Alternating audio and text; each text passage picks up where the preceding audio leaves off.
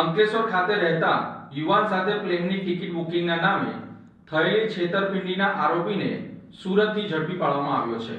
આજથી 1 વર્ષ અગાઉ અંકલેશ્વરના એક નાગરિક સાથે અમેરિકાથી પ્લેન ટિકિટ તથા હોટલ બુકિંગના નામે 3.89 લાખની છેતરપિંડી થયાનો બનાવ સામે આવ્યો છે। ફરિયાદીએ મુંબઈથી યુએસ તથા યુએસથી મુંબઈ રિટર્ન ટિકિટ તેમજ યુએસમાં હોટલ બુકિંગ માટે ઓનલાઈન ગૂગલ સર્ચ કરતા બાલાજી હોલિડેઝ નામની ટૂર્સ એન્ડ ટ્રાવેલ્સ એજન્સીની વેબસાઇટ પર ક્લિક કરી સંપર્ક કર્યો હતો।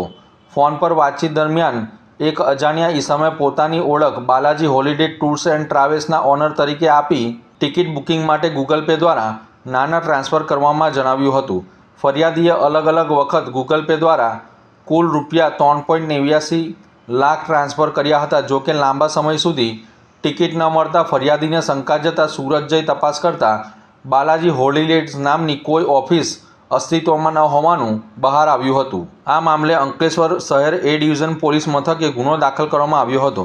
તપાસ દરમિયાન આરોપી અશ્વિન નાકરાની રહે મકાન નંબર 33 ભક્તિનંદન સોસાયટી સેક્ટર નંબર 2 મોટા વરાછા સુરત છેલ્લા 1 વર્ષથી ફરાર હોવાનું જાણવા મળ્યું હતું। પોલીસે ટેકનિકલ એનાલિસિસ તથા હ્યુમન ઇન્ટેલિજન્સના આધારે આરોપીની સુરતમાંથી ધરપકડ કરી કાયદેસરની કાર્યવાહી હાથ ધરી છે।